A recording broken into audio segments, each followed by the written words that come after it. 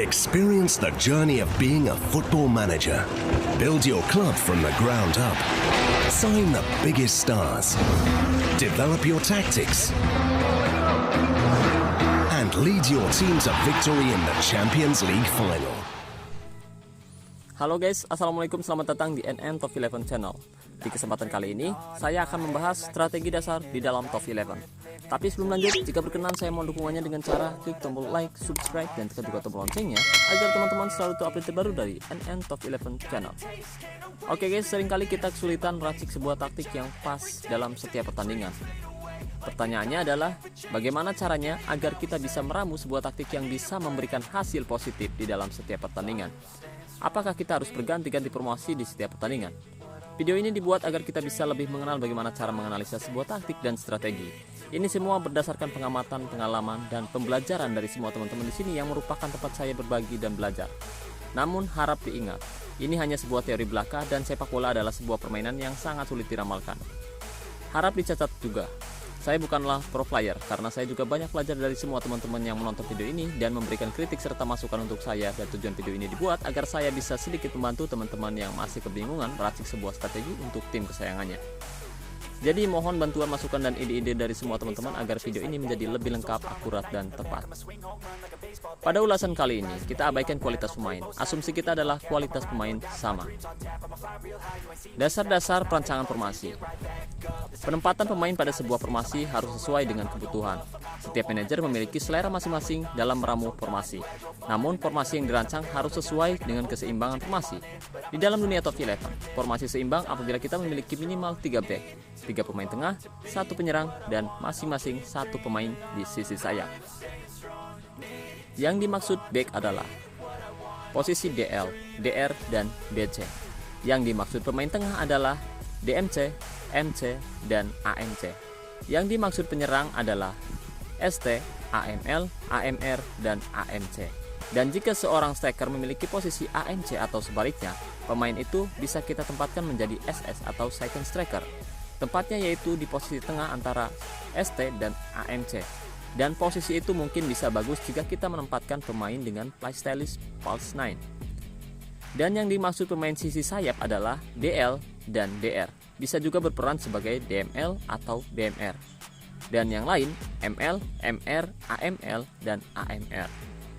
Kesimpulannya, formasi apapun yang akan kita rancang harus memenuhi keseimbangan tersebut. Apabila satu syarat saja tidak terpenuhi, maka position tim kita akan menurun dan permainan menjadi tidak stabil. Umumnya, permainan Top 11 menggunakan arah serangan melalui tengah ataupun melalui sayap. Bahkan jika lawan menggunakan serangan campuran sekalipun atau strategi perpaduan, kita bisa memprediksi alur serangan dari tata letak pemain pada formasi lawan. Jika lawan menumpuk pemain di sisi tengah, besar kemungkinan alur serangan dominan dari tengah. Begitu pula sebaliknya, apabila formasi lawan banyak di sisi sayap, kemungkinan terbesar alur serangan dominan dari sayap. Tips dari saya, sebaiknya kita memiliki 2 formasi, yaitu formasi serangan sayap dan formasi serangan tengah. Hal ini akan sangat berguna apabila kita akan bertemu dengan lawan yang berbeda-beda. Tidak perlu banyak formasi atau gonta-ganti formasi guys, cukup 2 formasi saja dan sisanya kita otak-atik sesuai kebutuhan saat pertandingan berlangsung. Selanjutnya, penempatan pemain. Pertama, pemain bertahan atau back. Untuk back ada 3 opsi yang bisa dipilih, yaitu 4 back, 3 DC atau 3 back, DL, DC, dan DR. Penggunaan 4 back adalah yang paling stabil karena sudah memenuhi persyaratan minimal 3 back dan minimal 1 pemain di sisi sayap. Penggunaan 3 DC sangat kuat untuk menghadapi serangan dari tengah, namun memiliki kelemahan di sisi sayap. Oleh karena itu dibutuhkan tambahan pemain untuk mengisi posisi sayap, biasanya adalah DL dan DR. Yang bisa kita tarik lebih ke depan dan berperan sebagai DML dan DMR. Bisa juga jika kita mau menambahkan posisi baru, yaitu ML dan MR atau AML dan AMR. Penggunaan 3 back boy secara umum sudah memenuhi persyaratan, namun kelemahannya adalah serangan dari sisi tengah atau jika lawan menggunakan 2 hingga 3 striker, sehingga dibutuhkan 1 D atau 2 DMC untuk membantu menahan serangan tim lawan. Kedua, pemain tengah. Back sayap, DL dan DR yang bisa ditempatkan sebagai DML dan DMR adalah pemain yang bisa berperan sebagai pemain bertahan atau pemain menyerang dari sayap. Apabila kita menggunakan back sayap, maka sudah tidak dibutuhkan lagi pemain sayap lain, misalkan ML dan MR. Karena apabila itu dilakukan, maka akan menjadi pemborosan formasi dan tidak efektif. Tapi kembali kepada teman-teman, kembali kepada selera teman-teman tersendiri untuk mengatur taktik, strategi, dan formasinya seperti apa. Kemudian DMC berguna untuk menahan serangan lawan, khususnya ANC lawan. Jadi apabila kamu menggunakan satu DC saja, maka pemain DMC akan sangat dibutuhkan pada formasi kamu. Selain itu, peran DMC dapat memperkokoh lini tengah baik itu untuk bertahan maupun menyerang, karena pemain tengah lain dapat lebih leluasa menyerang.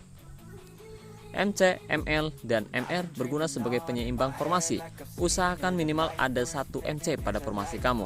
Tapi misalkan kamu ingin mengganti posisi MC dengan AMC juga tidak apa-apa, tapi lebih stabil jika kamu menempatkan posisi MC.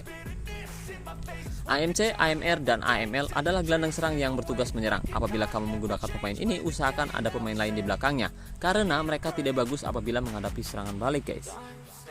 AMC sangat efektif apabila alur serangan melalui tengah dan berguna untuk mengganggu DMC lawan.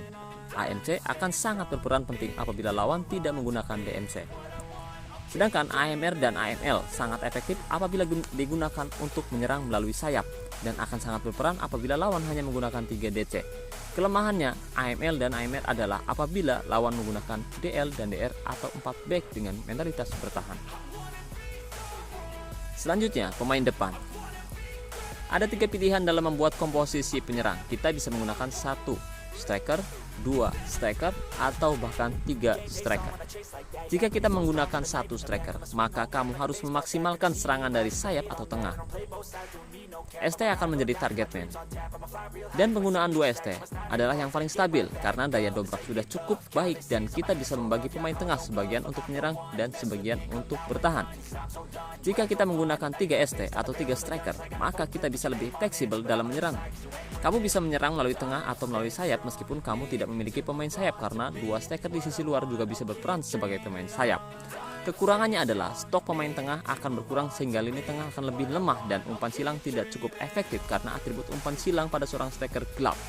Jika kamu ingin menggunakan 3 striker tapi bermain dari kedua sisi, usahakan kedua striker kamu memiliki posisi baru AML atau AMR. Memahami mentalitas, taktik, dan strategi. Formasi yang baik apabila tidak didukung strategi yang tepat, maka akan menjadi sia-sia. Oleh karena itu, kita harus memahami konsep strategi dengan baik. Pertama, tanda panah atau mentalitas pemain. Hati-hati dalam menggunakan arah panah atau mentalitas pemain, karena panah berfungsi sebagai kecenderungan pergerakan pemain ketika tanpa bola. Apabila kita tidak menggunakan panah, maka pemain akan disiplin pada posisinya dan mengikuti perintah dari strategi secara disiplin, guys. Penggunaan panah atau mentalitas akan membuat boros stamina pemain. Itu juga jika kamu menggunakan gaya tekanan tinggi, guys. Panah merah atau mentalitas menyerang adalah pergerakan tanpa bola pemain dalam kondisi menyerang. Jadi apabila tim kita sedang menyerang, maka pemain-pemain yang memiliki panah merah akan maju dan membantu serangan melebihi dari posisinya sendiri. Misalkan pemain MR, ketika diberi panah merah maka dia akan seperti AMR dalam kondisi menyerang, dan akan tetap menjadi MR ketika menyerang atau kembali ke posisi awal. Sebagai contoh, semua pasti meyakini apabila 3 back akan lemah terhadap AML dan AMR. Namun kita bisa mengantisipasi hal tersebut dengan menggunakan panah atau mentalitas pemain bertahan. Berikan panah hijau atau mentalitas bertahan kepada 3 back dan 2 pemain sayap kita, maka serangan melalui AML dan AMR lawan bisa kita redam. Ya, meskipun tidak 100% berhasil, guys, karena berbagai faktor.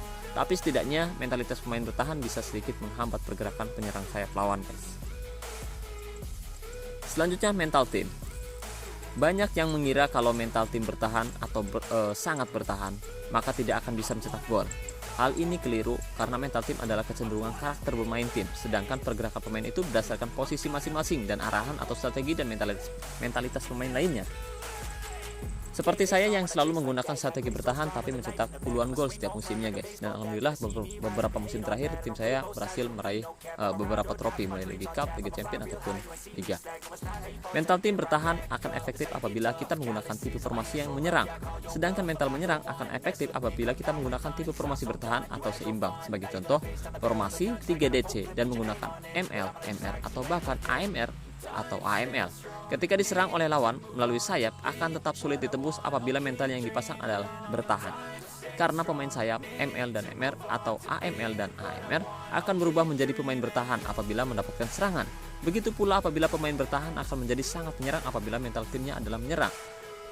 Sedikit resiko yang terjadi yaitu pemain di posisi AML dan AMR tidak memiliki atribut pertahanan yang cukup baik, jadi rawan mendapatkan kartu ataupun melakukan pelanggaran saat dia bermain terlalu ke dalam. Saran saya, gunakan mental tim normal pada awal pertandingan. Ubah mental tim sesuai kebutuhan ketika pertandingan sudah berjalan. Apabila mental sudah menyerang, maka panah merah atau mentalitas pemain menyerang sudah tidak begitu dibutuhkan lagi guys. Tapi kembali kepada teman-teman, karena setiap teman-teman memiliki cara tersendiri mengatur taktik, strategi, dan formasinya. Selanjutnya, fokus umpan. Umpan kedua sayap. Umpan ke sayap akan sangat efektif apabila kita menggunakan pemain sayap atau bisa juga digunakan untuk 3 striker. Gunakan umpan sayap apabila menghadapi lawan seperti berikut guys. Yang pertama, lawan menyerang melalui sisi tengah lapangan atau menumpuk pemain sisi tengah lapangan, dan lawan menggunakan 3 DC. Umpan sayap akan lemah apabila lawan seperti berikut. Pertama, lawan menggunakan 4 back panah biru, maksud saya panah hijau. Oke, lawan menggunakan DL dan DR. Tiap sisi pinggir lawan terdapat 2 pemain sejajar. Tapi kita bisa sesuaikan lagi strategi tersebut dengan melihat atribut terlemah back sayap lawan seperti yang saya jelaskan di video sebelumnya dengan judul Cara Mengetahui Kelemahan Pemain Bertahan Lawan. Dan selanjutnya, fokus umpan lewat tengah. Umpan ke tengah akan sangat efektif apabila kita menumpuk pemain di sisi tengah lapangan atau menggunakan AMC, atau bisa juga digunakan untuk 3 striker asalkan 2 striker kamu memiliki 2 posisi baru yaitu AML dan AMR untuk membuka posisi atau atribut terang umpan silangnya guys. Gunakan umpan ke tengah apabila menghadapi lawan seperti berikut. Yang pertama, lawan menyerang melalui sisi sayap atau menumpuk pemain sisi lapangan. Yang kedua, lini tengah lawan sedikit pemain atau lawan tidak menggunakan DMC. Lawan menggunakan 1 DC saja guys. Umpan ke tengah akan lemah apabila lawan seperti berikut. Lawan menumpuk pemain di sisi tengah lapangan. Lawan menggunakan DMC. Apabila kita tetap ingin menyerang lewat tengah, gunakan AMC. Lawan menggunakan 3 DC. Itu yang sulit ditembus untuk saat kita menempatkan, maksud saya saat kita memberikan instruksi menyerang dari tengah. Tapi ada risiko tersendiri jika memang lawan mengetahui dan memahami strategi kita. Mungkin lawan akan bermain lebar agar bola tidak mudah dikuasai tim kita di area tengah guys, dan memancing pemain kita keluar dari areanya ke sisi lapangan dan membuka celah di lini tengah. Semua bisa terjadi karena manajer lain juga memiliki pemikiran tersendiri untuk membuka pertahanan kamu guys. Gaya umpan perpaduan. Gaya umpan perpaduan digunakan apabila penempatan posisi pemain kita merata. Kekurangannya adalah fokus arah serangan kurang maksimal, sehingga kita tidak bisa memaksimalkan potensi pemain tertentu. Tapi kita bisa sesuaikan dengan mentalitas pemain. Kamu bisa berikan mentalitas menyerang untuk beberapa posisi pemain. Misalkan gelandang serang kamu memiliki kualitas yang cukup bagus, kamu bisa berikan mentalitas menyerang untuk salah satu pemain kamu, misalkan dari sisi kiri. Kemudian fokus umpan dari sisi kiri, dan kita bisa menggunakan gaya umpan panjang ataupun perpaduan di babak kedua. Dan selanjutnya, pressing atau gaya tekanan tinggi. Penggunaan pressing atau tekanan tergantung kebutuhan saja guys. Jika ingin menggunakan wall atau seluruh lapangan, resikonya adalah pemain cepat lelah, namun pemain lawan akan lebih sulit berkembang. Jika menggunakan on atau setengah pemilik, maka pemain kita akan menunggu lawan memasuki area pertahanan baru, kemudian melakukan tekanan pada lawan. Jadi saran saya, kita menggunakan gaya tekanan rendah saja di babak pertama, dan di babak kedua kita bisa mengganti gaya tekanan dari rendah menjadi tinggi, karena biasanya lawan tidak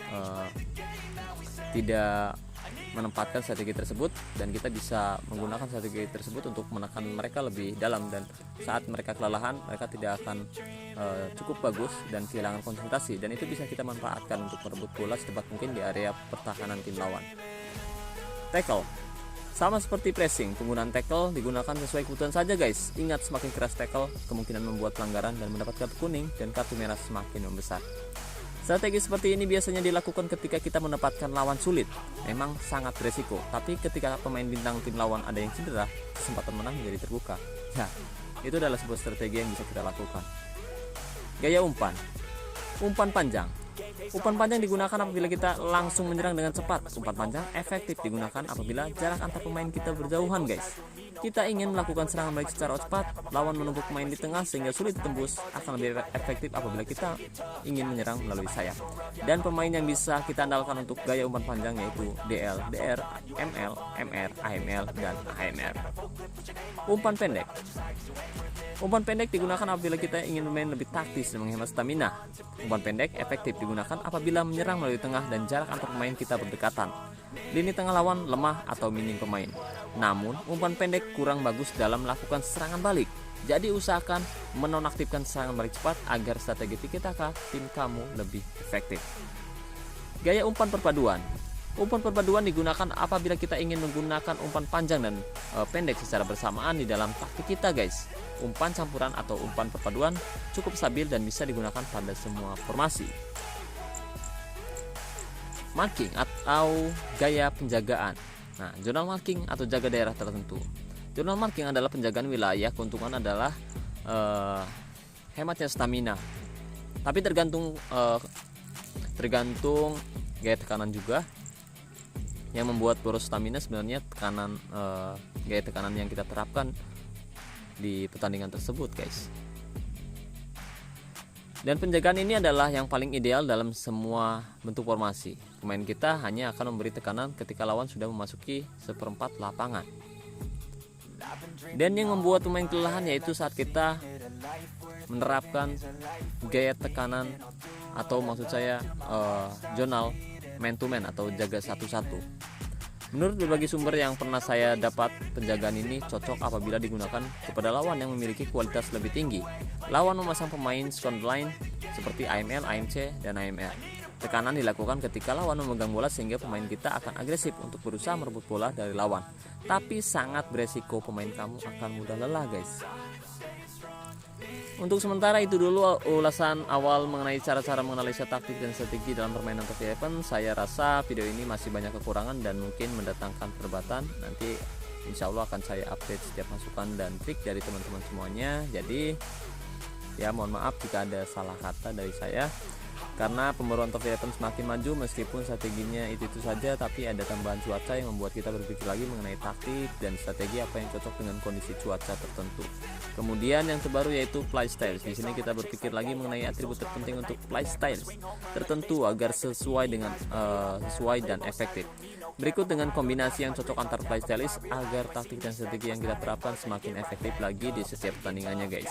Dan pembaruan yang mungkin sangat ditunggu-tunggu yaitu TOF 11 versi 3D Live Match yang mungkin bisa membuat TOF 11 semakin menarik tentunya, dan strateginya pasti akan berbeda pula, guys. Saya rasa ya mudah-mudahan akan ada pembaruan yang lebih besar lagi selain hanya 3D Live Match aja.